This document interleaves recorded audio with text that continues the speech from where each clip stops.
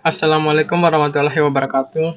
Perkenalkan, nama saya Andi Reski dari kelas PTKD, Program Studi Pendidikan dan Informatika dan Komputer, Fakultas Teknik, Universitas Negeri Makassar. Pada kesempatan kali ini, saya akan mempresentasikan ringkasan materi yang telah saya buat. Untuk mempersingkat waktu, langsung saja ke pembahasannya. Pada kesempatan kali ini kita akan membahas materi tentang 1.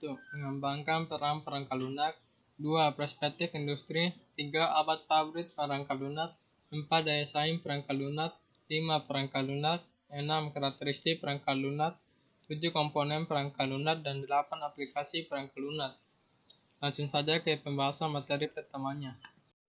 Materi pertama, mengembangkan peran perangkat lunak. Perangkat lunak memiliki dua peran. Di satu sisi berfungsi sebagai sebuah produk dan di sisi lain sebagai kendaraan yang mengantarkan sebuah produk. Sebagai produk, perangkat lunak mengantarkan potensi perhitungan yang dibangun oleh perangkat lunak komputer. Sebagai kendaraan yang dipakai untuk mengantarkan produk, perangkat lunak berlaku sebagai dasar untuk kontrol komputer, komunikasi informasi, dan penciptaan serta kontrol dari program-program lain. Pada masa awal dari komputer, perangkat keras dengan tujuan umum menjadi hal yang biasa, sementara perangkat lunak dirancang secara khusus untuk aplikasi tertentu saja, dan hanya memiliki distribusi yang terbatas. Era kedua evolusi sistem komputer melingkupi dekade pertengahan tahun 1960 dan 1970-an. Sistem multiprogram dan multi-user memperkenalkan konsep baru interaksi manusia dengan mesin.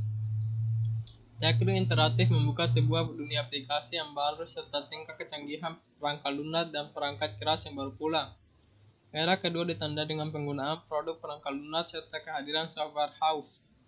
Era ketiga evolusi sistem komputer dimulai pada pertengahan tahun 1970-an dan berlangsung lebih dari satu dekade penuh. Sistem terdistribusi multiprogram yang masing-masing melakukan fungsi secara konkuren dan berkomunikasi dengan satu yang lain.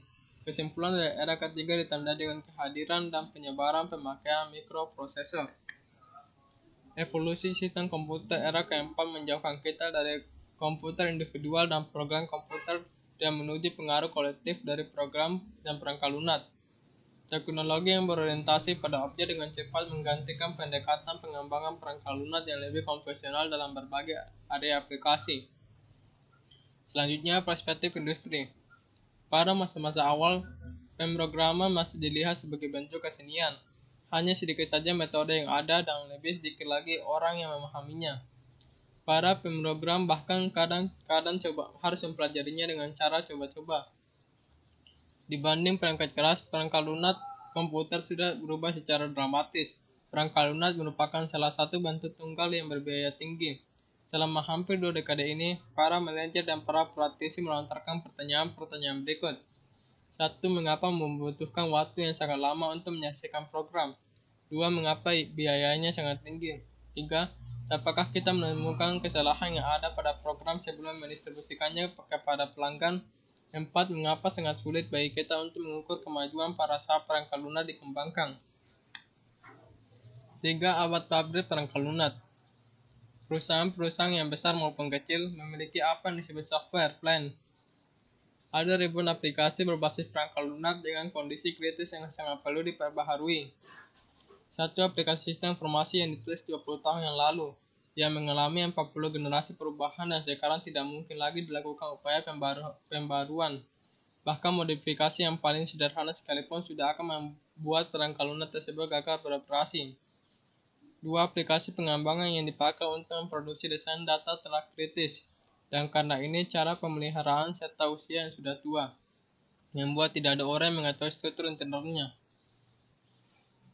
3. Embedded system dipakai untuk mengontrol sumber tenaga, rambu udara, dan perusahaan yang besar di antara ribuan macam aplikasi, dan sangat aneh serta kadang-kadang mempunyai kelakuan yang tidak dapat dijelaskan tetapi tidak dapat dibawa keluar untuk diperbaiki, karena tidak ada lagi yang dapat menggantikan posisinya. 4. Daya saing perangkat lunak. Sekarang ini perangkat lunak sudah menjadi lahan yang sangat kompetitif. Perangkat lunak yang dulu dibangun secara internal di dalam komputer sekarang sudah dapat diproduksi secara terpisah. 5. Perangkat lunak. Perangkat lunak adalah 1. Perintah atau program komputer yang bila dieksekusi memberikan fungsi dan kerja seperti yang diinginkan. 2. Struktur data yang memungkinkan program memanipulasi informasi secara proporsional. Dan 3. Dokumen yang menggambarkan operasi dan kegunaan program. 6. Karakteristik perangkat lunak. Perangkat lunak lebih merupakan elemen logika dan bukan merupakan elemen sistem fisik. Dengan demikian, perangkat lunak memiliki ciri yang berbeda dari perangkat keras. 1. Perangkat lunak dibangun dan dikembangkan tidak dibuat dalam bentuk yang klasik atau pabrikasi. Biaya untuk perangkat lunak dikonsentrasikan kepada pengembangan. 2. Perangkat lunak tidak pernah usang. 3. Sebagian besar perangkat lunak dibuat secara custom build serta tidak dapat dirakit dari komponen yang sudah ada. 7. Komponen perangkat lunak. Sebuah komponen perangkat lunak harus didesain dan diimplementasikan sehingga dapat dipakai lagi pada berbagai program yang berbeda. Komponen perangkat lunak dibangun dengan bahasa pemrograman yang memiliki kosakata yang terbatas, sebuah tata bahasa yang dibatasi secara eksplisit, serta aturan-aturan sintaks dan semantik yang dibentuk secara baik. 8. Atau yang terakhir, aplikasi perangkat lunak. Perangkat lunak dapat diaplikasikan ke berbagai situasi di mana serangkaian langkah prosedural seperti algoritma telah definisikan. Kandungan informasi dan determinasi merupakan faktor penting dalam menentukan sifat aplikasi perangkat lunak. Area perangkat lunak berikut menunjukkan luasnya aplikasi potensial.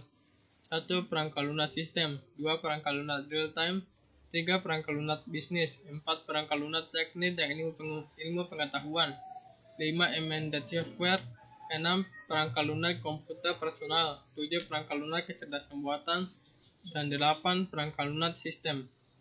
Sekian presentasi saya, lebih kurangnya mohon dimaafkan. Wassalamualaikum warahmatullahi wabarakatuh.